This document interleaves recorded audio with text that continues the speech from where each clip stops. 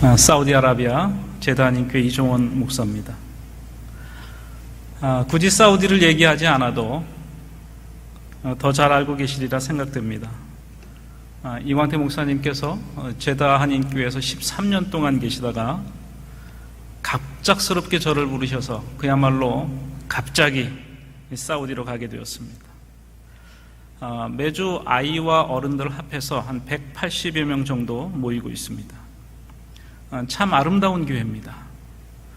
지금 한국 교회들이 신앙의 순수성을 잃어가고 있다는 안타까운 소리를 많이 듣고 있습니다. 그러나 도리어 제가 그곳에서 진실하고 순수한 하나님의 교회를 경험하고 있습니다. 그런 면에서 이광태 목사님께 감사한 마음이 매우 큽니다. 전임자로서 교회를 튼튼하게 세워놓고 가셔서 후임자로서 제가 매우 수월하게 바통을 이어받을 수 있었습니다. 저에게 화평교회는 좋은 기억이 매우 많은 교회입니다. 20여 년 전 고등부 교육전도사로 있으면서 참 즐겁게 목회했던 기억이 있습니다. 하루는 이런 일이 있었습니다. 교회 행사를 마치고 아이들 분위기가 좀 이상해서 임원들을 승합차에 태우고 일일이 집 앞에 내려다 주었습니다. 아이들이 대문을 열고 집 안으로 들어가는 것까지 확인하고 돌아섰습니다. 그런데 밤늦게 몇몇 부모님들로부터 전화가 왔습니다. 아이들이 안 들어왔다는 거예요. 그러니까 다 그렇게 내리고 대문 안까지 들어갔던 아이들이 다시 나와서 모인 겁니다. 아이들은 그렇습니다. 다시 모여봐야 사실 갈 데도 별로 없는 그런 시절입니다. 그냥 모여서 얘기하며 노는 게 고작이었을 겁니다.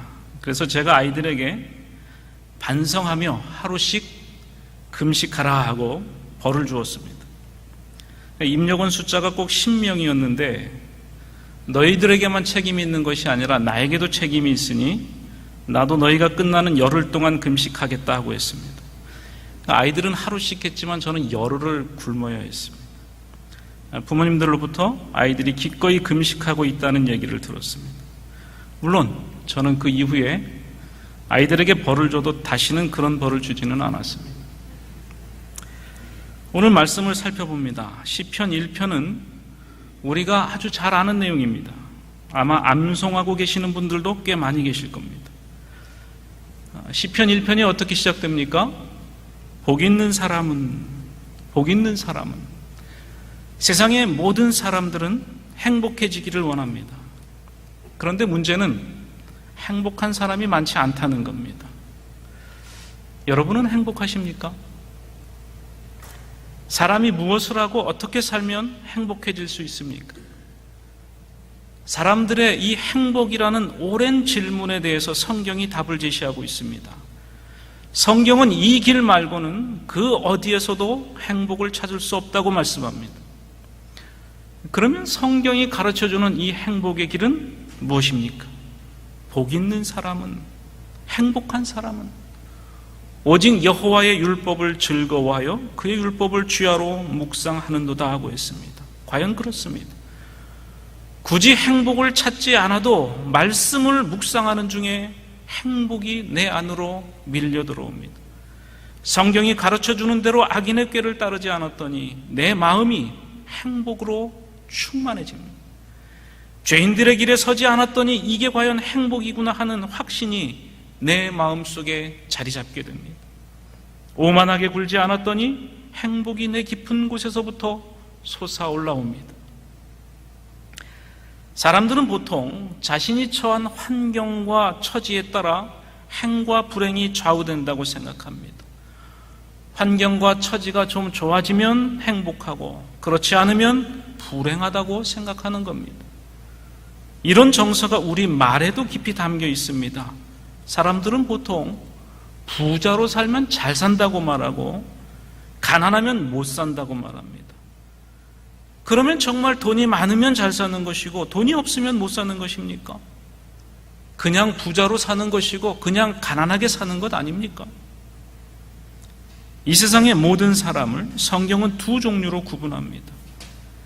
세상에는 오직 이 두 종류의 사람들 말고는 없습니다. 하나는 경건한 사람들이고 하나는 불경건한 사람들입니다. 이 둘 중 어디에 속하느냐에 따라서 행복할 수도 있고 안 행복할 수도 있습니다. 그러면 누가 경건한 사람이고 누가 안 경건한 사람입니까? 경건한 사람은 나무와 같은 사람이고 안 경건한 사람은 겨와 같은 사람입니다. 그렇다면 나는 과연 무엇에 비교할 수 있나? 나는 나무와 같은가? 아니면 나는 겨와 같은가? 우리는 다 이 둘 중에 하나일 수밖에 없습니다. 그는 시냇가에 심은 나무가 철을 따라 열매를 맺으며 그 잎사귀가 마르지 아니함 같으니 그가 하는 모든 일이 다 형통하리로다. 악인들은 그렇지 아니하며 오직 바람에 나는 겨와 같도다 하고 했습니다. 악인은 나무와 같지 않고 바람에 나는 겨와 같다고 말씀합니다. 우리는 이 세상에서 오직 한 번의 인생을 살아갈 뿐입니다. 더 이상의 기회는 우리에게 없습니다. 그러니 내가 어디에 속한 사람인지를 아는 것보다 더 중요한 일이 과연 세상에 어디에 있겠습니까? 나는 나무에 속한 사람인가? 나는 겨에 속한 사람인가? 나는 나무 같은 사람인가? 나는 겨를 닮은 사람인가? 누가복음 16장에 보면 부자와 거지 나사로 얘기가 나옵니다. 음부에 들어간 부자가 고통 중에 아브라함에게 부탁합니다. 아버지 아브라함이여, 나를 불쌍히 여기사 나사로를 보내어 그 손가락 끝에 물을 찍어 내 혀를 서늘하게 하소서. 그러자 아브라함이 대답합니다. 너희와 우리 사이에 큰 구렁텅이가 놓여 있어 여기서 너희에게 건너가고자 하되 갈 수 없고 거기서 우리에게 건너올 수도 없게 하였느니라. 여러분, 이 사실을 민감하게 포착하십시오. 너희와 우리 사이에 큰 구렁텅이가 놓여 있다는 것입니다. 여기서도 건너갈 수가 없고 거기서도 건너올 수가 없다는 것입니다. 분명한 차이, 확연한 이질성을 얘기하고 있습니다. 신자와 불신자 간에는 이런 분명한 차이가 있습니다. 비슷하게 생겼고 비슷하게 먹고 마시며 비슷하게 살아가지만 그리스도인과 비그리스도인은 본질적으로 다릅니다. 도무지 건널 수 없는 강이 놓여 있습니다. 착한 일을 좀 더 하고 좀 더 나은 삶을 살리라고 결심한다고 해서 그리스도인이 되는 게 아닙니다. 삶의 패턴을 조금 바꾼다고 해서 그리스도인이 되는 게 아니라는 얘기입니다. 그러면 어떤 사람들이 그리스도인입니까? 사람들은 보통 그리스도인이란 이런 사람이라고 생각합니다. 예를 들어서 그리스도인과 비그리스도인의 차이는 마치 두 권의 책의 차이와 같다고 생각합니다. 여기 두 권의 책이 있습니다. 근데 이 두 책의 제목은 같습니다. 두 책의 내용도 똑같습니다. 다른 게 있다면 하나에는 부록이 있고 다른 하나에는 부록이 없다는 겁니다. 나머지는 똑같습니다. 월요일부터 토요일까지 그리스도인과 비그리스도인이 똑같은 삶을 살아갑니다. 그런데 일요일이 되면 그리스도인은 교회로 모입니다. 이게 바로 부록입니다. 이것 말고는 다른 게 전혀 없습니다. 이것이 보통 사람들이 그리스도인에 대해서 갖는 생각입니다. 그리스도인이나 비그리스도인이나 별반 차이가 없다는 것입니다. 여러분, 그러면 정말 그렇습니까? 정말 그리스도인과 비그리스도인은 차이가 없습니까? 오늘 본문을 보면 그런 생각이 얼마나 틀린 생각인지를 단번에 나타내 보여줍니다. 지금 본문에서는 두 그루의 나무를 비교하고 있지 않습니다. 감나무와 밤나무를 비교하고 있지 않습니다. 무화과나무와 감람나무를 비교하고 있지 않습니다. 심지어 매우 향기로운 향이 나는 향나무와 땔감 말고는 쓸모가 없는 가시나무를 비교하고 있지도 않습니다. 지금 성경은 나무와 결을 비교하고 있습니다. 근본적으로 이 둘이 다르다는 얘기를 하는 겁니다. 정말 이 둘은 깊고도 본질적인 차이를 가지고 있습니다. 이쪽에서 저쪽으로 갈 수 없고 저쪽에서 이쪽으로 올 수 없는 근본적인 이질성, 구렁텅이가 둘 사이를 가로막고 있습니다. 이 둘 사이에는 아무런 공통점도 있지 않습니다.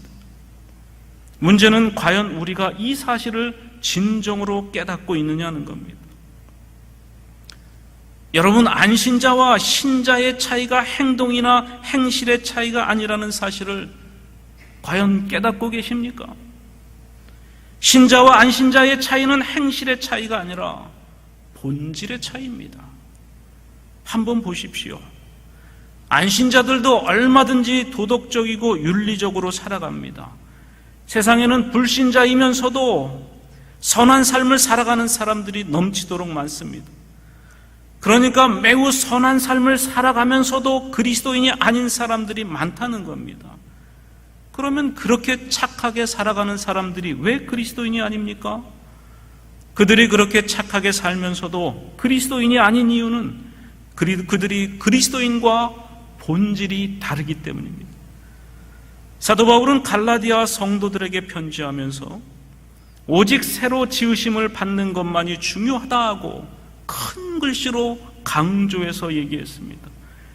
왜 새로 지으심을 받는 것만이 그렇게 중요합니까? 그것만이 그 사람이 그리스도인 되게 하는 것이기 때문입니다. 새로 지으심을 받는 것, 거듭나는 것, 구원받는 것, 이런 경험이 있는 사람을 성경은 그리스도인이라고 말씀합니다. 주님은 니고데모에게 사람이 거듭나지 않으면 결탄코 그리스도인이 될 수 없다고 하셨습니다.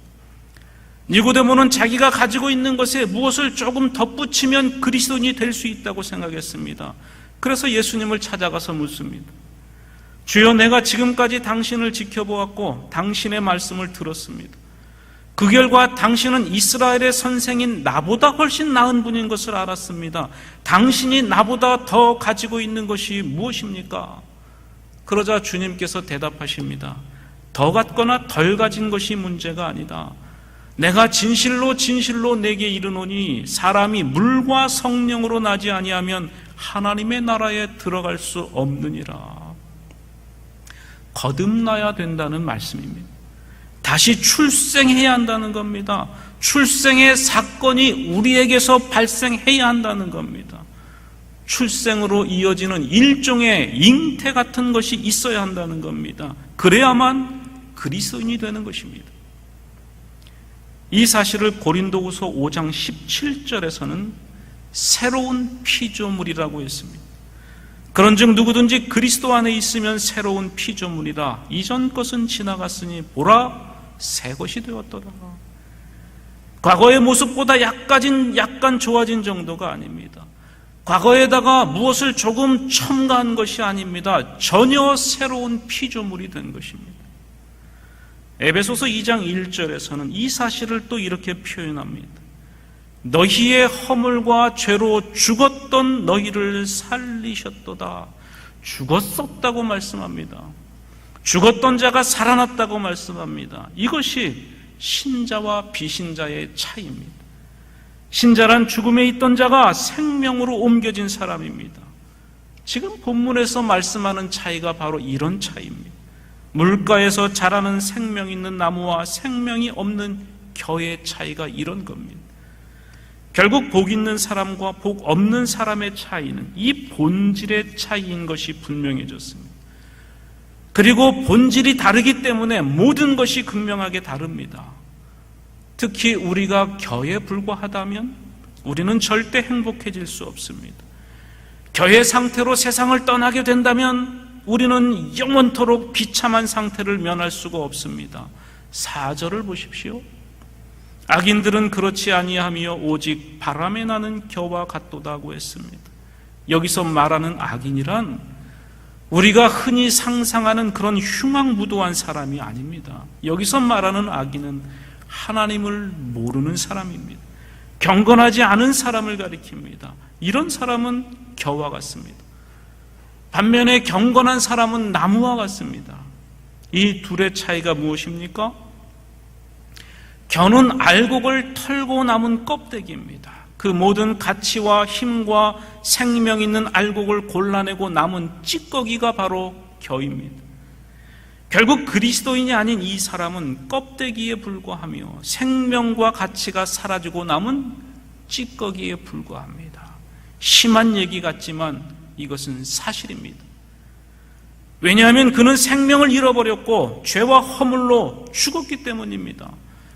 그는 알맹이가 사라지고 껍데기만 남아있기 때문입니다. 이 말은 하나님이 본래 창조하신 가장 위대하고 가장 고귀한 면이 사라지고 없다는 얘기입니다. 하나님은 처음 사람을 지으실 때 하나님의 형상대로 사람을 지으셨습니다. 그래서 처음 사람은 하나님이 의로우신 것처럼 의로웠습니다. 그래서 하나님을 즐거워했고 늘 하나님과의 사귐이 있었습니다. 그들의 영혼은 살아 있었습니다. 그래서 하나님과의 교제를 누리는 동안 그렇게 행복할 수가 없었습니다. 하나님의 말씀과 하나님이 행하신 모든 일들이 그들에게는 가장 큰 기쁨이요 즐거움이었습니다. 그런데 사람이 타락한 결과 사람의 영혼은 죽었고 하나님의 형상을 잃어버렸습니다. 그래서 껍데기만 남게 되었습니다. 이것이 지금 세상을 살아가고 있는 모든 남녀노소의 모습입니다. 그것은 진정한 사람의 모습이 아닙니다. 하나님께서 부여하신 위대한 것이 이미 다 사라지고 말았습니다. 한 청교도 목사님은 사람을 마치 폐허가 된 오래된 저택과 같다고 했습니다. 폐허가 된 그 저택은 손질하지 않은 담쟁이와 곰팡이로 덮여 있습니다. 입구부터 온갖 먼지와 거미줄로 가득 차 있습니다. 현판에는 아무개가 한때 이곳에 살았었다고 써 있습니다.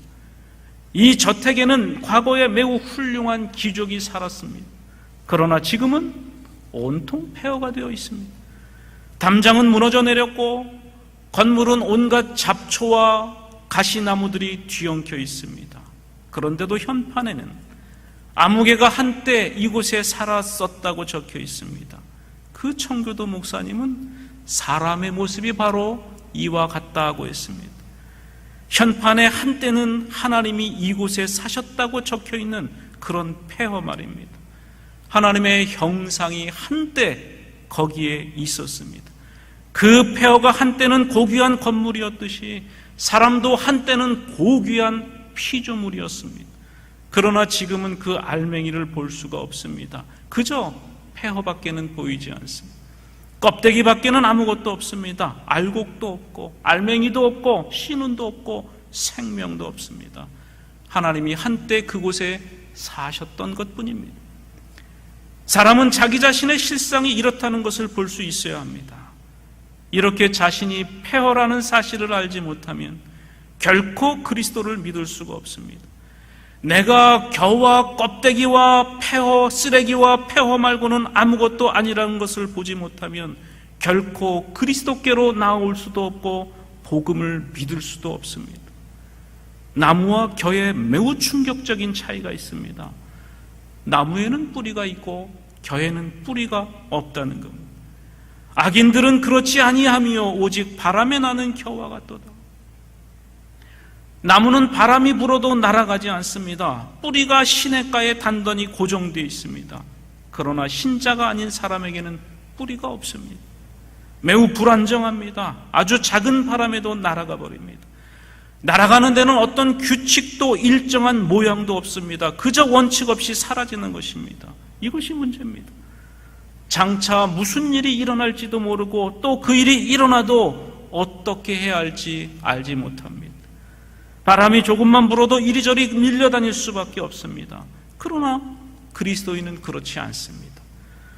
골로새서 2장 7절에서 이렇게 말씀합니다. 그리스도 안에 뿌리를 박으며 세움을 받아 믿음에 굳게 서 있다. 그리스도인은 그저 점잖고 좋은 사람들이 아닙니다. 그저 선한 사람들이 아닙니다. 즐겁고 행복한 느낌을 가진 사람들이 아닙니다.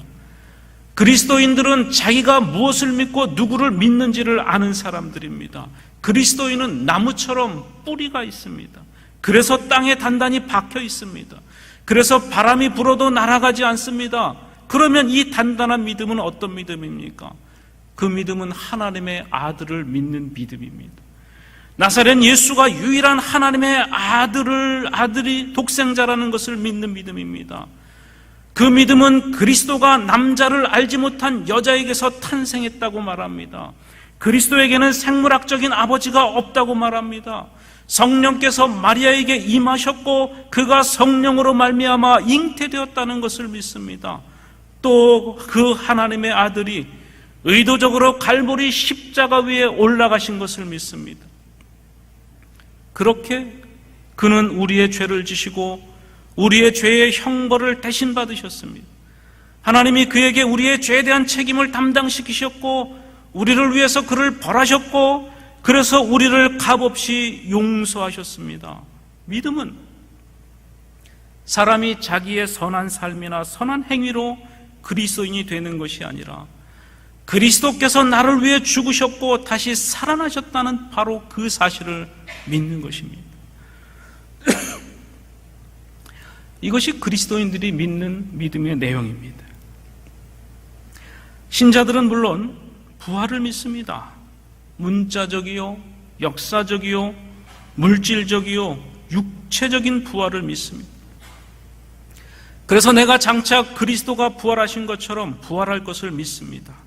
이런 것들이 바로 그리스도인을 굳게 서게 하는 뿌리입니다. 그리고 거기서 다른 모든 것들이 나오는 것입니다. 그렇다면 여러분들은 이 복음의 사실들을 믿으십니까? 대답 좀 하시죠. 화평교회가 매우 점잖으신 것은 제가 압니다. 화평교회보다 조금 더 점잖은 교회가 있습니다. 화성교회는 조금 더 합니다.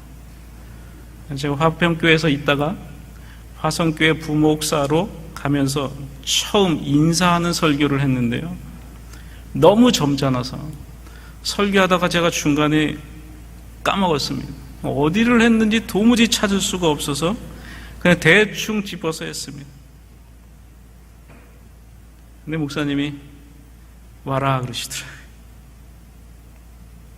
여러분, 이 복음의 사실들을 믿으십니까?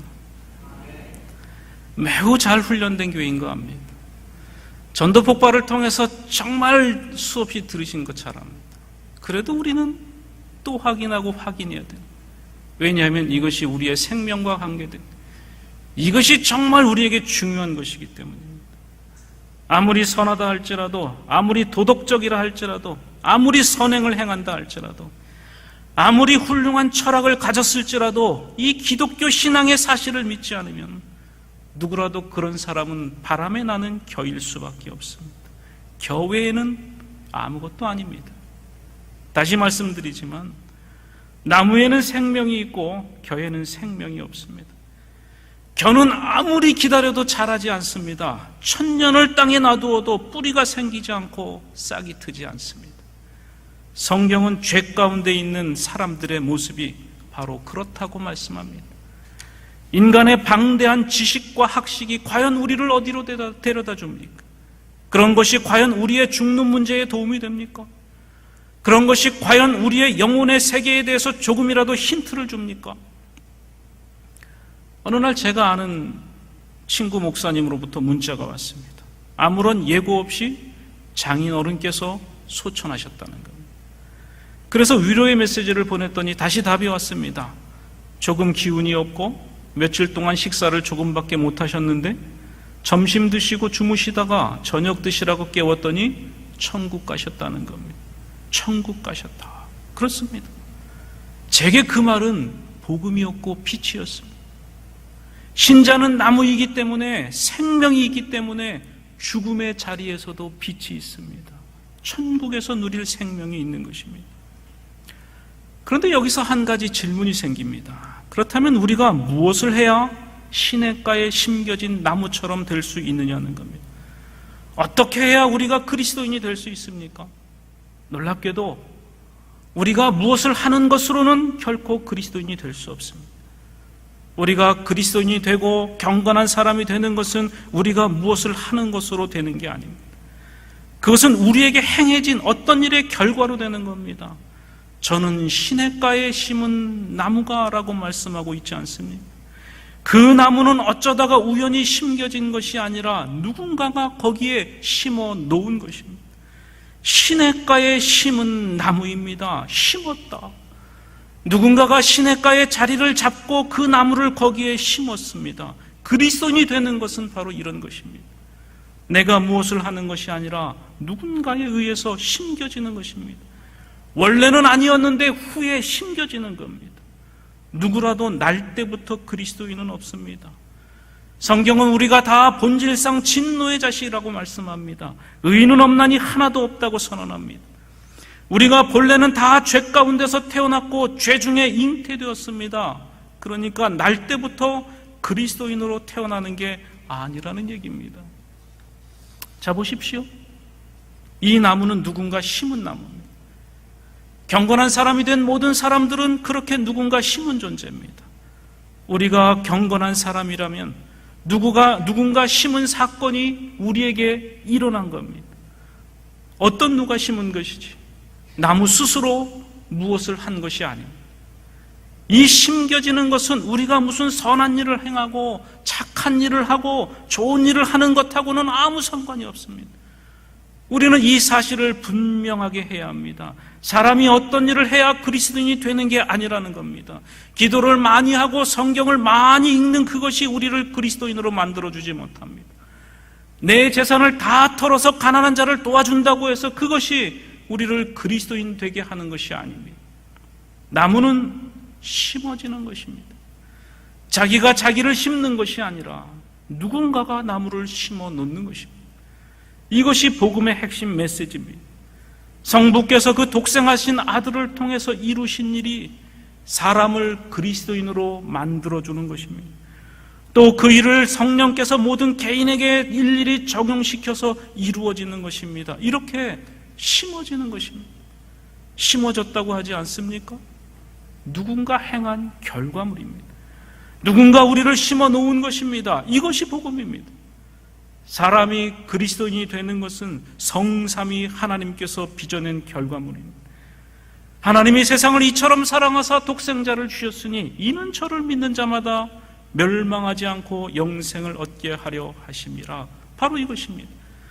그를 믿는 자는 누구든지 겨의 상태로 남아있지 않고 시냇가에 심은 나무가 되는 겁니다. 아니, 믿는 것은 내가 믿지 않았습니까? 아닙니다. 믿는 것조차도 내가 믿은 것이 아니라 믿어진 것입니다. 성령께서 각 사람에게 믿음을 주신 것입니다. 심는 행동은 하나님께서만 하십니다. 성경은 사람의 활동을 기록한 책이 아닙니다. 하나님의 활동을 기록한 책입니다. 성경은 하나님을 찾아서 이리저리 헤매는 사람의 노력을 기록한 책이 아닙니다.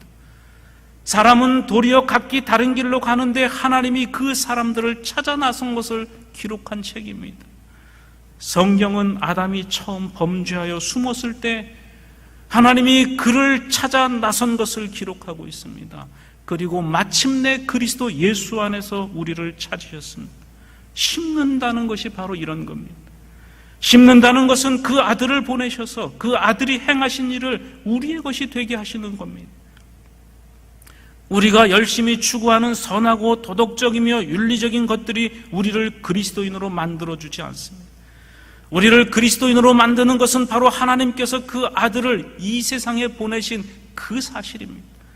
하나님의 아들께서 갈보리 언덕 십자가 위에서 죽으신 희생의 죽음이 우리를 그리스도인으로 만드는 것입니다. 이것이 바로 심는 것입니다. 예수님께서 이 땅에 오신 이유도 바로 여기에 있습니다. 다른 방법으로 사람을 그리스도인 되게 할 수 있었다면 예수님은 굳이 이 땅에 오셔서 십자가를 지시지 않았을 것입니다. 하나님이 죄를 알지도 못하신 자로 죄를 삼으신 것은 우리로 하여금 그 안에서 하나님의 의가 되게 하려 하심이니라. 하나님께서 우리의 죄를 그 아들에게 담당시키시고 그를 때리시고 그를 치셨습니다. 심는다는 것은 바로 이런 모든 일들을 포함하는 것입니다.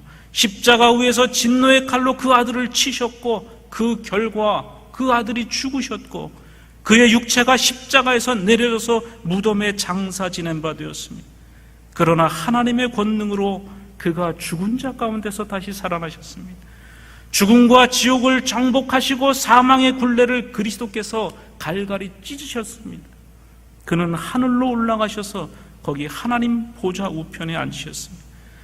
그리고 오순절날 복되신 성령 하나님을 보내셔서 그 모든 사실을 믿게 하시고 또 모든 믿는 자들에게 이런 모든 결과물들을 이루어지게 하셨습니다. 그래서 오순절날 베드로는 너희가 회개하여 각각 예수 그리스도의 이름으로 세례를 받고 죄사함을 얻으라. 그리하면 성령을 선물로 받으리라고 했습니다. 결국 사람을 그리스도인으로 만드시는 분은 하나님이시라는 겁니다.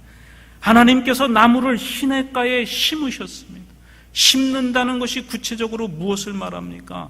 먼저 그것은 사람들의 결심에 의해서 되는 게 아닙니다. 사람이 예수님을 닮고 예수님을 따르기로 결심한다고 해서 되는 게 아닙니다.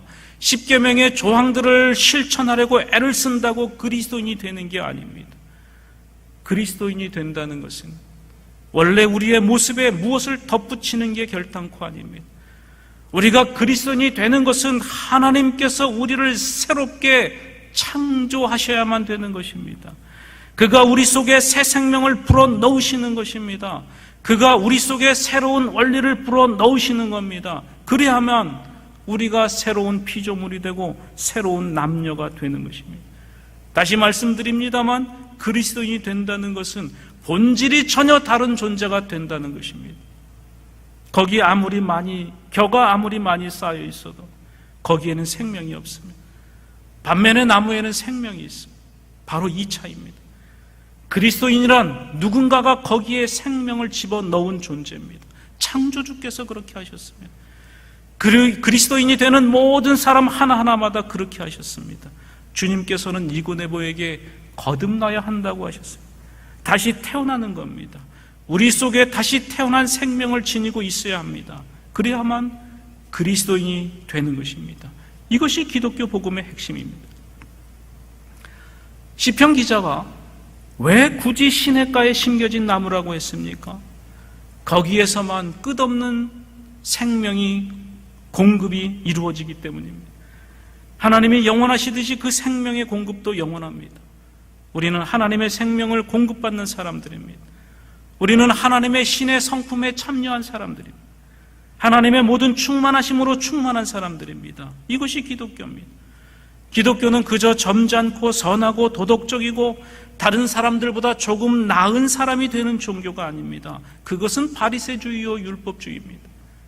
성경은 결코 우리에게 착하고 선한 사람이 되라고 말하지 않습니다.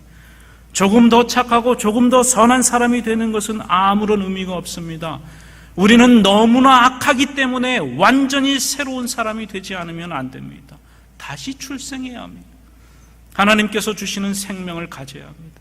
이것이 바로 우리를 그리스도인으로 만들어주는 것입니다. 시냇가에 심겨져서 그리스도의 생명을 흡수해서 살아가는 것이 바로 기독교입니다. 다시 말씀드립니다만 우리가 행한 무슨 일의 결과로 우리가 그리스도인이 되는 게 아니라는 얘기를 하고 있습니다. 오직 우리에게 일어난 어떤 일의 결과로 우리가 그리스도인이 되는 것입니다. 우리에게 일어난 일이란 우리가 그리스도 안에 심겨진 일입니다. 그렇다면 여러분께 묻겠습니다. 여러분은 과연 그리스도 안에 심겨지셨습니까? 하나님의 복되신 손길이 여러분을 그리스도 안에 심어 놓으셨습니까? 그래서 여러분이 이제는 새 사람이라는 사실을 확실하고 분명하게 알고 계십니까? 아마도 두 종류의 대답이 있을 겁니다. 먼저 분명하고 확실하게 네, 그렇습니다. 내가 죄인이라는 사실을 성령께서 깨닫게 하셨고 죄를 미워하게 하셨으며 주 예수 그리스도를 믿게 하셨습니다. 하나님께서 나를 그리스도 안에 심으셨고 거기서 내가 새 생명을 얻었으며 새 사람이 된 것을 잘 압니다. 그러나 어떤 사람은 이렇게 대답할 수도 있습니다. 나는 착하게 살았고 얼마간의 선행과 기부와 구제하는 일을 쉬지 않았습니다. 모든 예배에 빠지지 않았고 헌금하는 일과 기도하는 일을 열심히 했습니다. 나는 앞으로도 더욱 그렇게 착하게 살 것이고 하나님께서 그런 나를 인정해 주실 것입니다. 여러분은 어느 쪽이십니까? 대답이 어떻든 분명한 것은 성령께서 우리를 취하여 심으시고 그리스도 안에 접붙이신 일을 알지 못하고는 절대로 그리스도인이 될 수 없다는 겁니다. 갈라디아서 2장 20절의 고백이 무엇입니까? 내가 그리스도와 함께 십자가에 못 박혔나니 그런즉 이제는 내가 사는 것이 아니요 오직 내 안에 그리스도께서 사시는 것이라. 이제 내가 육체 가운데 사는 것은 나를 사랑하사 나를 위하여 자기 자신을 버리신 하나님의 아들을 믿는 믿음 안에서 사는 것이라. 누구 얘기입니까? 우리들 얘기입니다. 모든 그리스도인에 대한 얘기입니다. 그렇다면 우리는 정말 이렇게 말할 수 있습니까? 만약 이렇게 말할 수 없다면 우리는 다시 내가 과연 그리스도인인가에 대해서 질문을 던져야 됩니다. 지금 나의 나된 것은 성부께서 성령을 통하여 행하신 놀라운 역사의 결과라고 믿어지지 않는다면 그런 분은 안타깝지만 그리스도인이 아닙니다. 매우 선한 사람일 수 있고 아주 종교심이 강한 사람일 수 있습니다. 도덕적으로 매우 수준이 높은 사람일 수 있습니다. 그러나 그리스도인은 아닙니다. 오직 하나님만이 사람을 그리스도인으로 만드십니다. 그리고 그리스도인에게는 그리스도인 된 분명한 증거가 있습니다. 그리스도인은 철을 따라 열매를 맺습니다. 사람이 그리스도인이 될 때 가장 먼저 일어나는 일은 그리스도인이 가진 본래의 기능을 발휘하는 겁니다. 나무의 기능이 무엇입니까? 열매를 맺는 것입니다. 사람이 그리스도인이 될 때 아담의 타락으로 파괴되었던 하나님의 형상이 회복됩니다. 그래서 의와 진리의 거룩함이 충만한 존재요, 하나님의 모양을 닮은 존재로서 철을 따라 열매를 맺습니다. 철을 따라 열매를 맺는다는 게 무슨 뜻입니까? 일정한 규칙이 있다는 얘기입니다. 지속성이 있다는 것입니다. 나무는 아무 때나 열매를 맺지 않습니다.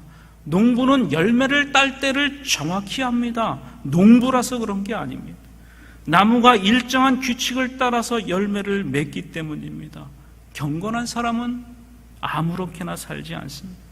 언제나 진리의 지배를 받으며 살아갑니다.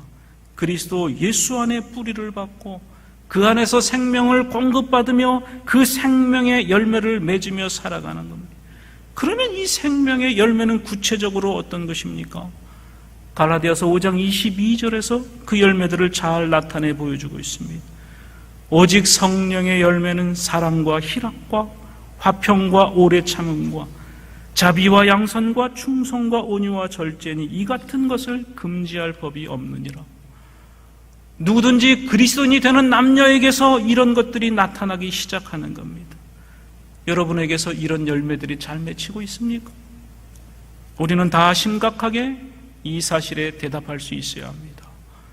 그리스도인은 열매를 맺습니다. 이 열매는 사랑이라는 열매입니다. 화평이라는 열매입니다. 오래 참음이라는 열매입니다. 충성이라는 열매입니다. 온유라는 열매입니다. 그리스도인은 필연적으로 이런 열매를 맺게 되어 있습니다. 왜냐하면 나무이기 때문입니다. 여러분에게서 이런 열매가 잘 맺혀지고 있습니까?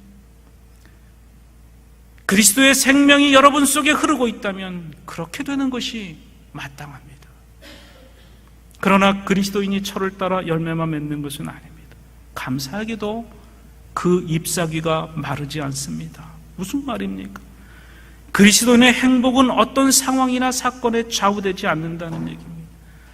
만약 우리의 행복이 사건과 상황에 좌우된다면 이 행복이라는 것이 얼마나 불완전한 것입니까? 그런 것이 과연 행복이라고 말할 수 있습니까? 그러나 그리스도인은 그렇지 않습니다. 시편 112편 6절 말씀처럼 그리스도인은 영원히 흔들리지 아니하고 흉한 소문을 두려워하지 아니하고 여호와를 의뢰하고 마음을 굳게 정해서 마음이 견고하여 두려워하지 아니할 것이라고 했습니다. 한마디로 잎사귀가 마르지 않는다는 얘기입니다. 끔찍한 기근이 와도 이 나무의 잎사귀는 마르지 않습니다. 왜 그렇습니까? 결코 마르지 않는 시냇가에 심겨져 있기 때문입니다. 이것이야말로 그리스도인의 삶에서 보여지는 가장 영광된 모습 중에 하나입니다. 우리에게 어떤 일이 벌어져도 그 모든 것을 대처하게 해줍니다. 중년의 삶을 대처하게 해주고 노년의 삶을 대비하게 해줍니다. 나중에 노쇠하여 거의 움직이지 못할 지경이 오겠지만 그런 삶까지도 대비하게 해줍니다. 마지막 죽음도 대비하게 해줍니다. 우리에게 무슨 일이 일어나든 대비하지 못할 것이 아무것도 없습니다. 절대로 마르지 않는 시냇가에 내가 심겨져 있기 때문입니다. 나의 삶이 그리스도 안에 있기 때문입니다. 문제는 우리가 과연 시냇가에 심겨진 나무냐는 겁니다. 여러분은 과연 그리스도 안에 심겨져 있습니까? 여러분의 삶이 과연 그리스도로 말미암아 이루어지고 있습니까? 그리스도만이 여러분의 양식이요, 물이요, 호흡이요, 생명이십니까? 불확실한 미래를 맞을 대비가 되어 있습니까? 어떻게 대비되어 있습니까? 인생의 갖가지 시험거리들을 어떻게 대처하시렵니까? 그 모든 문제들에 대해서 그리스도 한 분으로 족하십니까? 말씀을 맺겠습니다. 나 자신이 그리스도 안에 심겨져 있다는 것을 분명히 하십시오. 의심이 든다면 하나님께 매달리십시오. 주 예수 그리스도 안에 심겨져 있기를 원한다고 하나님께 아뢰십시오. 거기까지 하는 것만으로도 이미 하나님께서 여러분을 다루기 시작하셨다는 명백한 증거입니다. 하나님께서 시작하지 않으시면 결코 우리는 그렇게 기도할 수 없기 때문입니다. 그러니 하나님께 아뢰십시오. 하나님께서 그 복된 일을 계속하셔서 과연 그리스도 안에 뿌리가 박히고 그 안에 서 있다는 사실을 분명하게 깨닫게 해달라고 기도하십시오. 주님께서 분명히 말씀하셨습니다. 내가 온 것은 양으로 생명을 얻게 하고 풍성히 얻게 하려 함이라. 그 생명은 그리스도 안에 있습니다. 여러분이 그리스도 안에 심겨져 있는 사실을 확신하십시오. 그리할 때 철을 따라 열매를 맺을 것입니다. 무슨 일이 일어나도 잎사귀가 절대로 마르지 않을 것입니다. 어떤 일이 벌어져도 항상 형통하여 풍성한 열매, 사랑과 화평과 자비와 양선과 충성과 온유와 절제와 같은 열매들을 맺게 될 것입니다.